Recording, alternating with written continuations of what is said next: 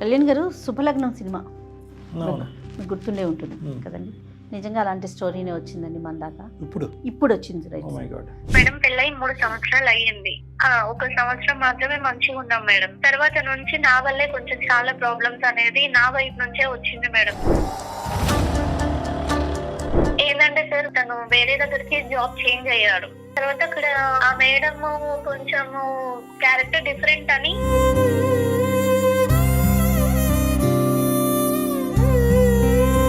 Phone 24 గంటలు ఆమెతోనే మాట్లాడేటోడు. మరి ఆవిడతో మాట్లాడుతూనే కదమ్మా కూలర్ వాషింగ్ మెషిన్ వచ్చేది. హలో, ఎక్కడున్నారండి? నేను పనిలో ఉన్నాను చెప్పు. 10 రోజులు దాటింది. ఎప్పుడు వస్తారండి ఇంటికి? ఎప్పుడు వస్తానా? నీకెందుకు అవన్నీ? తిన్నావా ఇంతకే? లేదు. లేదు, ఆమె బుక్ చేయాలనా? మీరే కావాలి. నేను కావాలంటే ఏంటి? ఇప్పుడు కాదు, ఎప్పటికీ నాకు మీరే కావాలండి. గా ముచ్చట్లని ఇప్పుడు చెప్పకు. లేదు, ముందుండాలి ఇవన్నీ. గణేష్ గారు, ఇప్పటి వరకు మీ సంభాషణ అంతా మేము కూడా వింటున్నాం. I'm very sorry. మీరెందుకు అంటున్నారండి? అంటే ఇవన్నీ లవ్ చేసుకున్న తప్పుడు కానీ అప్పుడు కానీ తెలియలేదు ఆవిడకి? ఆ అమ్మాయి జస్ట్ కోరుకునేదా లేదంటే ఇబ్బంది పెట్టేదా నిన్ను? వేరే వాడిని పెళ్లి చేసుకుని ఉంటే నాకు ఇంకా బాగుండేది కదా. ఓకే, అది నానవసరంగా ఆఫ్టర్ love డైలాగులు కూడా చేశాను. వచ్చినాయి. అప్పుడు కోపంలో అన్నాను నీ సార్. బొంద కోపం ఏంటి? కోపం నీకు దేనికి కోపం? కోపంలో నీ నోటికి వచ్చింది ఏది పడితే అది మాట్లాడతావా తల్లి? తను నన్ను రోజు టార్చర్ పెడుతుంది. నేను ఒక రోజు బాధలో ఉంటే తనకి చెప్పాను, గణేష్ నీకేం కావాలో అది ఇస్తాను, నాతో ఎక్కువ టైం స్పెండ్ చేయి, నాతో ఉండని చెప్పింది. ఆఫీస్ లో కాకుండా బయట కూడా టైం స్పెండ్ చేయమంది. అవును. మా బాస్ మరి మా మేడం ఇలా అంటుంది, ఏం చేయమంటావు అని చెప్పాను ఇవిడికి. ఆ పిచ్చిదానికి ఏమర్థమైందో?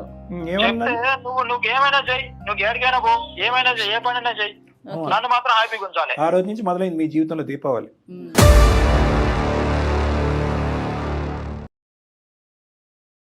గ్లాసుడైన చాలు నందిని పాలు, కడివిడైన నేమి కల్తీ పాలు.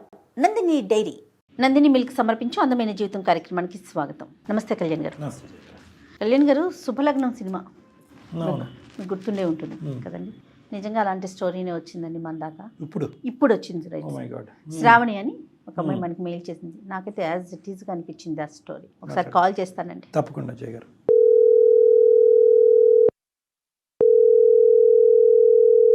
హలో. హలో, నమస్తే అండి. శ్రావణి గారండి? అవునండి, ఎవరండి మీరు? నేను జయానండి, సుమన్ టీవీ అందమైన జీవితం ప్రోగ్రామ్ నుంచి కాల్ చేస్తున్నాను. నమస్తే మేడం. నమస్తే శ్రావణి, మీరు మెయిల్ చేశారు. నాతో పాటు డాక్టర్ కళ్యాణ్ చక్రవర్తి గారు ఉన్నారు. మీ సమస్య ఏంటో చెప్పండి, దాన్ని బట్టి డాక్టర్ గారు మాట్లాడతారు. ఏమ్మా? Okay madam. ఎస్ చెప్పమ్మా శ్రావణి, సమస్య ఏంటమ్మా? సార్, నా పేరు శ్రావణి. అమ్మా. ఇలా నేను సంగారెడ్డి నుంచి మాట్లాడుతున్నాను సార్. నేను ఇంతకు ముందు బ్యాంక్ లో జాబ్ చేసేదాన్నండి. ఓకే. అక్కడ గణేష్ అనే అబ్బాయిని లవ్ చేశాను 3 years బ్యాక్.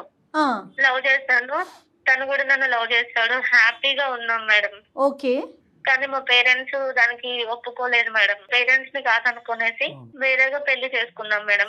ఇప్పుడు ఇద్దరు ఉద్యోగాలు చేసుకుంటున్నారు బ్యాంక్ లో. నేనే మానేశాను మేడం. పెళ్ళై 3 సంవత్సరాలు అయ్యింది. 1 సంవత్సరం మాత్రమే మంచిగా ఉన్నాం మేడం. తర్వాత నుంచి నా వల్లే కొంచెం చాలా ప్రాబ్లమ్స్ అనేది నా వైపు నుంచే వచ్చింది మేడం. నువ్వే ఒప్పుకుంటున్నావు ఏంటి? అలాంటి ప్రాబ్లం ఏంటి అసలు? పెళ్లికి ముందు నన్ను బాగా చూసుకున్నాడు.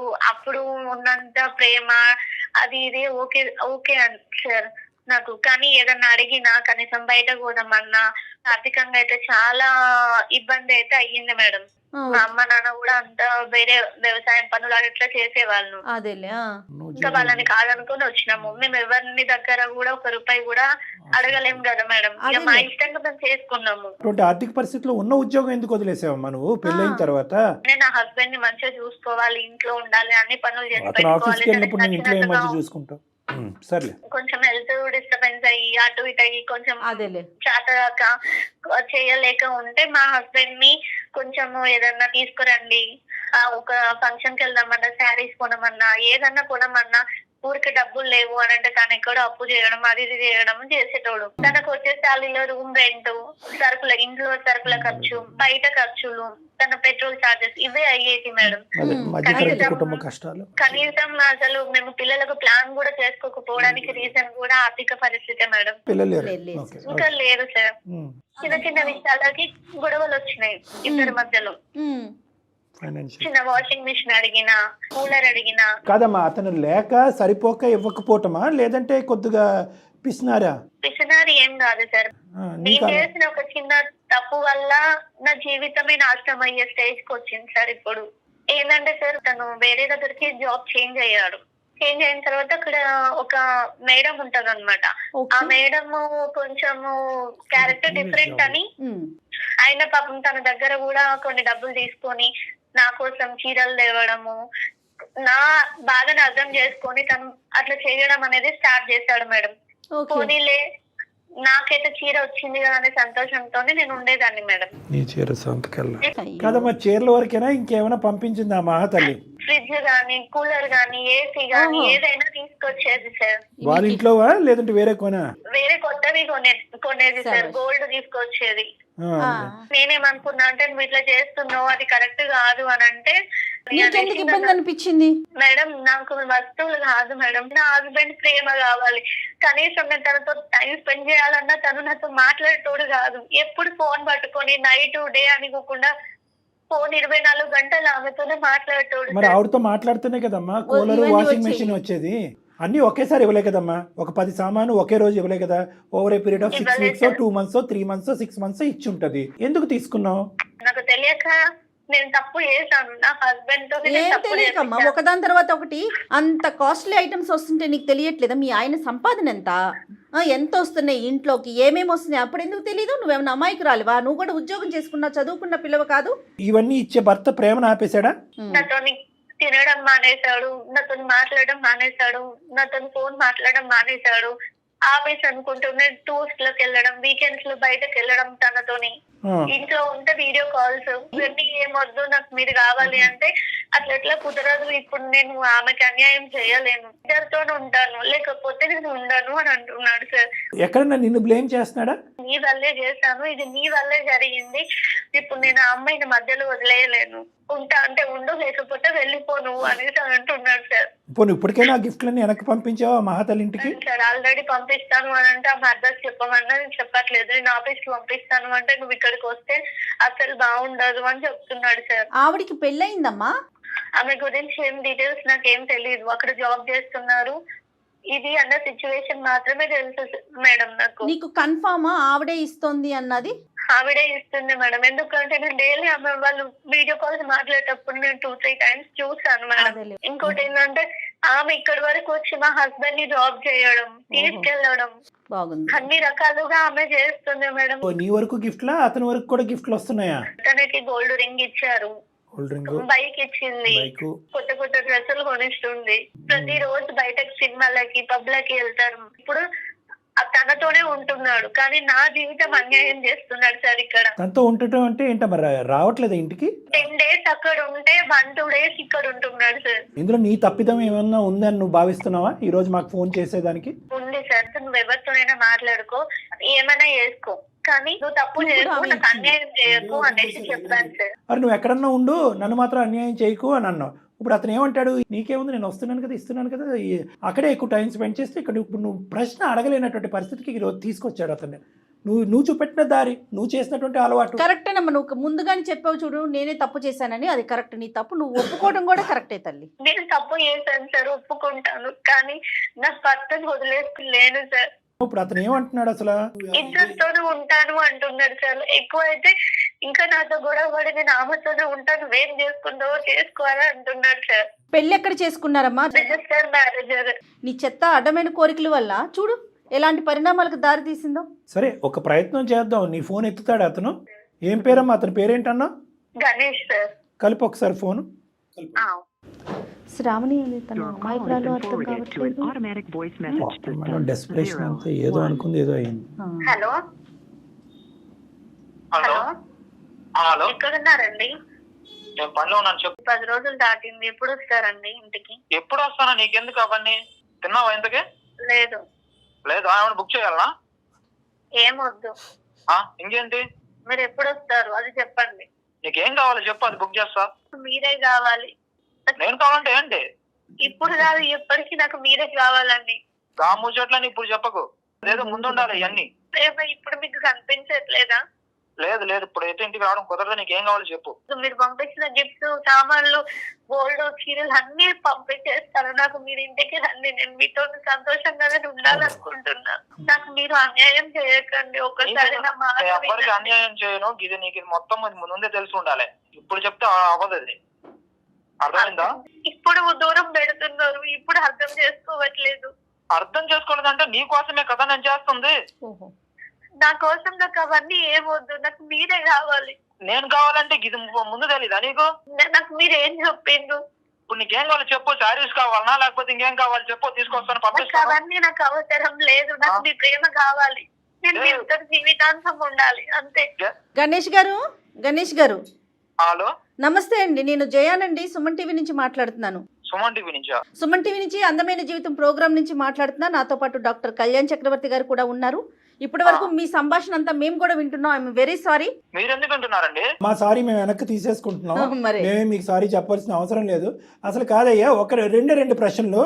మిమ్మల్ని ఎవరు కాంటాక్ట్ అయ్యారు? లేదు, ఆవిడ కాంటాక్ట్ మీకెందుకు అయ్యి ఇవన్నీ? మాకెందుకో చెప్తారు. విను ఒక్క నిమిషం. మా పాత్ర ఏంటి, మా పాత్రదారులు ఏ విధంగా మేము పాత్రదారులు, ఇవన్నీ కూడా చెప్తాం. కానీ 2 ప్రశ్నలకి సమాధానం చెప్పాలి మీరు. ఒక్క నుంచి రావని మనం మాట్లాడుకోవాలి. వాళ్ళు ఎందుకు మధ్యలో? ఎవరికి చెప్పుకోమంటారు? ఏమయ్యా తమ్ముడు, నిన్ను నమ్మి ఆ అమ్మాయి ఇంట్లోంచి పారిపోయి వచ్చేసింది. నువ్వే పెళ్లి జీవితం, చేసుకున్నావు. నువ్వే ప్రపంచం అని అనుకుంది. ఆ అమ్మాయి పిచ్చి ముదురు పాకాన్ని పడి కొద్ది కోరుకుంది, ఆశపడింది. మధ్యతరగతి కుటుంబంలో కాకుండా కొద్దిగా హైఫైడ్గా ఆలోచించింది. గిఫ్ట్లు తేవాలి అంటే కనుక నువ్వేదన్నా తల తాకెట్టు పెట్టుకుని నువ్వేమైనా తీసుకురావాలి. కానీ ఆ మహాతల్లి ఎవరో ఇచ్చినటువంటి గిఫ్ట్లు ఇచ్చి ఈరోజు దాన్ని అడ్వాంటేజ్గా తీసుకుని నువ్వు ముందే ఉండాలి అని అంటున్నావు. ఇందాక ఏంటి ముందు ఉండాలి? ఏం జరిగింది? అలా కాదు మేడం, మాకు పెళ్ళయి 3 years అయింది. ఓకే. ఇంట్లో ఒప్పుకోలేదు. సో మేము ఇక్కడికి వచ్చి రిజిస్టర్ మ్యారేజ్ చేసుకున్నాం. ఓకే. తర్వాత కొన్ని రోజులు బాగానే ఉంది. తర్వాత పక్కింటి వాళ్ళ అక్క వాళ్ళ ఇంట్లో అవి ఉన్నాయంట, ఇవి ఉన్నాయంట, నువ్వేం తీసుకురాలేదు, నన్ను హ్యాపీగా ఉంచలేదు, నాకు అది కావాలి ఇది కావాలి. నేను శాలరీ ఎక్కువ వస్తుందని చెప్పేసి వేరే కంపెనీలో కూడా జాబ్ ట్రై చేశాను. జాబ్ వచ్చింది, చేస్తున్నాను. అంతవరకు బానే ఉంది. ఇంకా నాకు గది కావాలి ఇది కావాలి, నువ్వు తీసుకొచ్చే డబ్బులు సరిపోవట్లేదు అంటే ఇవన్నీ లవ్ చేసుకున్న తప్పుడు కానీ అప్పుడు కానీ తెలియలేదు ఆవిడకి. అమ్మాయి జస్ట్ కోరుకునేదా లేదంటే ఇబ్బంది పెట్టేదా నిన్ను? వేరే వాడిని పెళ్లి చేసుకుని ఉంటే నాకు ఇంకా బాగుండేది కదా. ఏమ్మా శ్రావణి, సార్, ఏంటి ఇంత భారీ ఎత్తున డైలాగులు కూడా కొట్టేవంట? ఎంత నీ వయసు, నీ మెచ్యూరిటీ ఎంత, నువ్వు మాట్లాడే మాటలేంటి? అప్పుడు కోపంలో అన్నాను నీ బొంద కోపం ఏంటి? కోపం నీకు దేనికి కోపం? ఎవరంటే కోపం? నీకే స్పృహ ఉండదమ్మా మాట్లాడేటప్పుడు. కోపంలో నీ నోటికి వచ్చింది ఏది పడితే అది మాట్లాడతావా తల్లి? నువ్వు ఉద్యోగం చేసే కొంతకాలం నీకు శాలరీ స్కేల్ అనేది తెలుసు. ఒక మధ్యతరగతి కుటుంబం ఎంతట్లో బతకాలనేది కూడా నీకు లెక్క తెలుసు. థ్రెట్ చేయటం ఏంటి, టార్చర్ పెట్టడం ఏంటమ్మా? అసలు ముందు నాకు అనిపించింది ఆ ఉద్యోగం మానేయటమే నువ్వు చేసిన పెద్ద తప్పు. ఏం పని పాట లేకుండా వాళ్ళని వీళ్ళని చూసుకుంటా. ప్లస్ పైపెచ్చి ఏంటంటే నువ్వు తేవట్లేదంటే నువ్వు చేతకాని మగాడివి, నీకంటే ఆ మగాడైతే బెటర్ అని అంటావా? మగాడంటే ఈ గిఫ్ట్ కాదురా, ఇంతరా గిఫ్ట్, ఎదురింటే పెద్దమ్మ తీసుకొస్తుంది, పక్కింటి పుల్లమ్మ తీసుకొస్తుంది అని చెప్పి కంపేర్ చేసాం. మీరిద్దరు ప్రేమించుకుని ఒకరి స్థాయి ఒకరి పూర్తిగా అర్థం చేసుకుని పెద్దలు ఆపిన బ్రేక్లు వేసినా కూడా పారిపోయి వచ్చి పెళ్లి చేసుకున్నటువంటి బ్యాచ్. అలాంటప్పుడు నీ సైడ్ నుంచి ఎంత సపోర్ట్ ఉండాలి? కోపంలో ఏమన్నా అనేయచ్చమ్మా? కోపంలో నువ్వు కాదురా వేరేవాడు కావాలని అనొచ్చా? ఆ మాత్రం ఇంగితం కూడా నీకు లేదా? సరే అన్నది పిచ్చి అమ్మాయి, నిన్ను గుడ్డిగా ప్రేమించినటువంటి అమ్మాయి ఏవో కోరికలకు వరకు పోయి తను ఈ రోజు ఈ పరిస్థితి వరకు తెచ్చుకుంది. మరీ ఇంత గొంతు కోసేస్తారా నాన్న? కాదు, ఇప్పుడు ఎవరు ఈ ఫిరోన్లో ఎవరా అమ్మాయి? తన మా బాస్ పేరు మౌనిక. ఒక రోజు నేను బాధపడతా ఉంటే ఆవిడ వచ్చి ఏమైంది గణేష్ ఇలానే అడిగింది. సో మేడం మా వైఫ్ ఇలా అంటుంది, నేనేం చేయాలి నాకు అర్థం కావట్లేదు, నేను ఫుల్ డిప్రెషన్ లోకి వెళ్ళిపోతున్నాను. నువ్వు పోయి ఆవిడకి ఎందుకు చెప్పుకున్నావయ్యా? మీ భార్య గురించి చెప్పాల్సిన అవసరం ఏముంది? అవసరం ఏంటంటే తను నన్ను రోజు టార్చర్ పెడుతుంది. నేను ఒక రోజు బాధలో ఉంటే తనకి చెప్పాను. ఆవిడ పెళ్ళయింది? ఆవిడకి పెళ్ళి అయిందండి. వాళ్ళ ఆయన అమెరికాలో ఉంటారు. అక్కడే ఉండిపోయాడా? వస్తుంటారు అప్పుడప్పుడు. ఈమె వయసు ఎంత ఉంటుంది? నాకంటే 7 years పెద్ద. నీ బాధ చూసేటప్పటికి ఏంటి, ఎలా ఓదార్చింది ఆవిడ నిన్ను? ఏమైంది గణేష్ ఎందుకు ఇలా డల్ గా ఉన్నావని అడిగితే, మేడం మా వైఫ్ ఇలా అంటుంది, నాకు ఏం చేయాలో అర్థం కావట్లేదు అని చెప్తే, ఓకే నువ్వేం దిగులు పడకు, నేను నీకు డబ్బు ఇస్తాను కొంత, నువ్వు వెళ్ళి ఆవిడకి ఏం కావాలో కొనిచ్చు అని చెప్పింది. తర్వాత తిరిగి నీకు దగ్గర ఉన్నప్పుడు ఇవ్వలే అనింది. తను నాకు చాలా హెల్ప్ చేసింది. ఏం హెల్ప్ చేసిందిరా బాబు? అమ్మాయి హెల్ప్ చేసిందా ఏం చేసింది అన్నది ఇప్పుడు మాకు అర్థమవుతుంది. కానీ సరే, ఆ డబ్బులతో ఇంటికి కావాల్సినవన్నీ కొన్నావు. తీసుకొచ్చినాక ఒక రోజు గణేష్ నీకేం కావాలో అది ఇస్తాను, నాతో ఎక్కువ టైం స్పెండ్ చేయి, నాతో ఉండని చెప్పింది. ఆఫీస్ లో కాకుండా బయట కూడా టైం స్పెండ్ చేయమంది. అవును. పిల్లలు లేరు ఆవిడికి? ఆవిడకి ఉన్నాడండి. శ్రావణి ఇట్లా అంటుంది, మా బాస్ మరి మా మేడం ఇలా అంటుంది, ఏం చేయమంటావు అని చెప్పాను ఇవిడికి. ఆ పిచ్చిదానికి ఏమర్థమైందో? చెప్తే నువ్వు ఏమైనా చెయ్యి, నువ్వు ఏడికైనా పో, ఏమైనా చెయ్యి, ఏ పనైనా చెయ్యి, నన్ను మాత్రం హ్యాపీగా ఉంచాలి. ఆ రోజు నుంచి మొదలైంది మీ జీవితంలో దీపావళి. నాకు మాత్రం అన్యాయం చేయకు అని చెప్పింది. నేను తనకి ఎప్పుడు అన్యాయం చేశాను? ఇప్పుడు తను హ్యాపీగా ఉంచడం కోసమే కదా నేను ఇవన్నీ చేస్తున్నాను. తనే అడిగింది, తీసుకొచ్చారు. ఇప్పుడు తను వద్దంటుంది, ఇచ్చేసేయండి. మరి అవన్నీ ఇచ్చేసి తనకు మీరు కావాలంటే అది వచ్చేసేయండి. ఎట్లా అవుతుందండి? నేను ఇప్పుడు సగం దూరం వచ్చేసాను.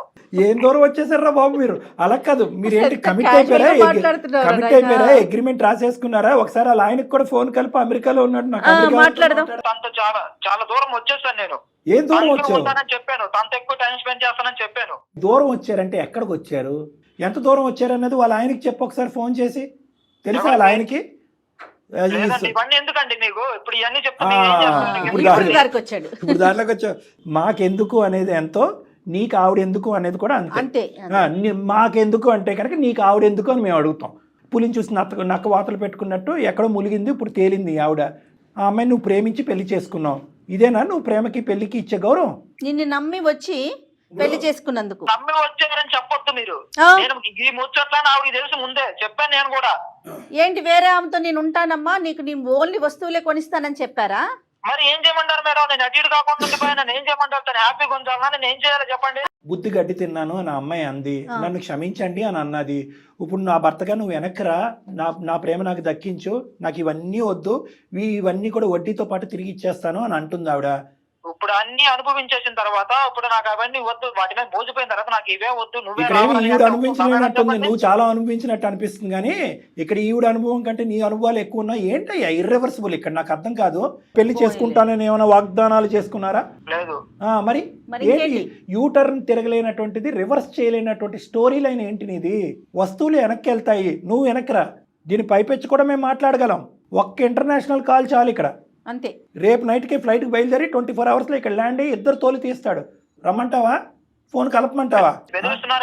బెదిరింపు కాదు, నిజాలు చెప్తున్నావు, నీకు ఆలోచన పెడుతున్నావు. నేను ఒక మాట చెప్పనా, 210%. ఈరోజు ఆ అమ్మాయి మీద అబాండం వేస్తారేంటి? ఆ అమ్మాయి రెడ్ కార్పెట్ చూపెట్టింది కాబట్టి నేను వెళ్ళి కనెక్ట్ అయిపోయావు అంటావు. ముందు కనెక్ట్ అయిన తర్వాత ఈ అమ్మాయి గిఫ్ట్లు వచ్చినాయి. ఒకటి గణేష్, నేను నీ భార్య దగ్గర నుంచి క్షమాపణ కావాలా? క్షమాపణ ఇప్పుడు కాదు, 10 సంవత్సరాల తర్వాత ఇదే మాట్లాడతాం. ఎందుకంటే ఆ సంబంధం నువ్వు ఎందులో అయితే ఉన్నావో అది అక్రమ సంబంధం, సమాజం యాక్సెప్ట్ చేయనటువంటి సంబంధం. ఏం మాట్లాడతావు శ్రావణి? చేసిందంతా చేసి ఇప్పుడు సైలెంట్గా కూర్చున్నావు. ఇప్పటికైనా తెలిసి వచ్చింది. వాషింగ్ మెషిన్ వద్దు. నేను చేసిన తప్పును ఒప్పుకుంటాను సార్, తన కాళ్ళైనా పట్టుకుంటాను సార్. నాకు నా హస్బెండ్ తప్ప నాకు ఇంకెవరు వద్దు సార్. నాకు మీరే న్యాయం చేయాలి. మాట్లాడు, అతను మాట్లాడు.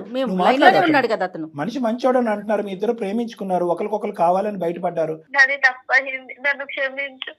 కానీ మీరు ఇంటికి రండి, నేను మీతోనే ఉంటాను. నాకు ఇవన్నీ ఏ వద్దు, నేను ఇంకే కోరిక అసలు కోరను. మీరు గుడిసెలు ఉండమన్నా ఉంటాను, కానీ నన్ను దూరం చేసి నన్ను వదిలేసి వెళ్ళకండి. మీరు లేకపోతే నేను బతకలేదు.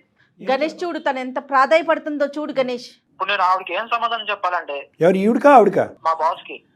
నా పరిస్థితి అటు ఇటు కాకుండా ఉంది సార్, ఏమంటారు చెప్పండి. Very good. గణేష్ నువ్వు ఇలాంటి ఒక కేసు చూస్తే మాకు ఇలాంటి కేసెస్తో చాలా అనుభవం ఉంది. దీన్ని చాకచక్యంతో వ్యవహరిస్తే కనుక ఆ అమ్మాయిని ఎక్కడ పెట్టాలో అక్కడ పెట్టాలి. ఇలా ఇంట్లో బాస్ చలామణి చేస్తూ జీవితాన్ని ఇలా చెడగొట్టుకుంటూ అక్కడ అతన్ని అన్యాయం చేస్తుంది, ఇక్కడ మీ కుటుంబాన్ని అన్యాయం చేస్తుంది. ఆవిడకి నేను ఏం చెప్పాలి అనేది ఒక్కటే నీ భయం అయితే కనుక ఆవిడకి ఏ విధంగా చెప్పాలో ఆ బాధ్యత మేము తీసుకుంటాం, నేను జయగారు. డెఫినెట్గా. కానీ ఆవిడకి ఏం చెప్పాలి, ఆవిడ ఏం ఫీల్ అవుతుంది, ఆవిడకి ఈ ప్రామిస్ చేశాను ఆ ప్రామిస్ చేశాను అని చెప్పి జీవితం మాత్రం దయచేసి అస్తవ్యస్తం చేసుకోకు. నన్ను అమాయకురాలు నీ భార్య, నిజంగా చాలా అమాయకురాలు. తెలిసి తెలియకుండా నోరు జారి అనేటటువంటి కొన్ని పదాల వల్ల ఈరోజు ఈ అనర్థం దారితీసింది. ఆ అమ్మాయి తన తప్పు తెలుసుకుంది. ఈరోజు కోరికలు కాదు కదా, అసలు కోరిక అంటే ఏంటి అనేటటువంటిది కూడా అమ్మాయి మర్చిపోయే పరిస్థితిలో ఉంది. ఈరోజు బాగా ఆ అమ్మాయికి అర్థమైంది. కాబట్టి ఒక స్వచ్ఛమైనటువంటి ప్రేమ ఎల్లకాలం ఉంటుంది అనేటటువంటి గాఢమైన నమ్మకం ఉంది నాన్న. ఒక చిన్న తప్పు జీవితాన్ని మార్చేసింది. తక్షణమే నువ్వు ఇంకో కంపెనీ చూసుకుని అందులోకి ఉద్యోగం మారటం అనేటటువంటిది కూడా ఇంపార్టెంట్. నా వైఫ్. ఉమ్, ఉమ్. తను ఇప్పుడు ఏం చెప్పింది, తను నాకు ఏ వద్దు మీతోనే ఉంటానని చెప్పింది అదేలే కదా. కమిట్మెంట్ కి ఓకే అయితే ఓకే. తనతో కూడా మళ్ళీ మాట్లాడదామమ్మా, మేము మళ్ళీ పర్సనల్ గా కూడా మాట్లాడి, అమ్మాయి మంచిదమ్మా, తెలియని తనం అంతే. ఇద్దరిని రమ్మనండి మేడం. ఇద్దరు రండి ఒకసారి, సరేనండి. మీరిద్దరు ఒకసారి వచ్చారంటే డాక్టర్ గారితో కూర్చొని ఒకసారి మాట్లాడితే దాన్ని సార్ట్ అవుట్ చేసుకోవచ్చు. ఇమీడియట్ గా ఆ అమ్మాయికి సంబంధించినటువంటి మొత్తం సామగ్రి ఆ అమ్మాయి ఇంటికి మనం ఇంకా వెయిట్ పంపించాలి. చేయొద్దు మీరు. వద్దు, వెయిట్ చేయొద్దు. ఇది తక్షణ చర్య. రేపొద్దున ఇంకో టోన్ మార్చచ్చు, చీటింగ్ అనొచ్చు, ఇది కాదు ఇంకా తీసుకున్నాడు అనొచ్చు. అప్పుడు వేరే సమస్యల్లో మీరిద్దరు అమాయకులు ఇద్దరు ఇరుక్కుపోతారు. కాబట్టి ఆ అమ్మాయి కంపల్సరీగా సెకండరీ ఎజెండా ఉంది. ఆ అమ్మాయి చాలా మ్యానిపులేటివ్ అండ్ కన్నింగ్ అన్నట్టుగా నేను అనుకుంటున్నాను. అక్కడ తన జీవితాన్ని ఎలా నాశనం చేసుకుంటుందో మనకు అనవసరం, కానీ మీ జీవితాన్ని ఫర్దర్గా నాశనం చేయకూడదు అంటే ఎటువంటి లావాదేవీ ఉండకూడదు. తరచు మిమ్మల్ని కలుస్తాను. ఉమ్, ఉమ్. ఎదురు రండి. ఇద్దరు రండి. ఇద్దరం వస్తాం. Um. Done done done. Okay అమ్మా శ్రావణి, థ్యాంక్ యూ మేడం. మీ ఆయన వచ్చేస్తాడు ఇంటికి, నువ్వు don't worry. Okay madam. Bye అమ్మా, బాయ్. పోతాయి. ముందు ఆ అమ్మాయిని కట్ చేయాలి మేడం. ఎందుకంటే సోనియానే ఆ అమ్మాయి ఏ ఉద్దేశంతో ఎంటర్ అయింది, అంత ఈజీగా స్మూత్ గా బయటకు వెళ్తుందా లేదా అన్నది మనం Yes, yes. క్యాలిక్యులేట్ చేయాలి. అదే ఆ అబ్బాయి భయపడుతున్నాడు. అవునవును, సో అది కొంచెం టఫ్ టాస్క్. ఆ స్మూత్ ట్రాన్సిషన్ గానీ మనం ఫెసిలిటేట్ చేయగలిగితే కనుక వీళ్ళు హ్యాపీగా ఉంటారు. రైట్ కళ్యాణ్ గారు, ఇంకొక ఎపిసోడ్ లో మళ్ళీ కలుద్దాం. నమస్తే అండి. నమస్తే మేడం. గ్లాసుడైన చాలు నందిని పాలు, కడివిడైన నేమి కల్తీ పాలు. నందిని డైరీ.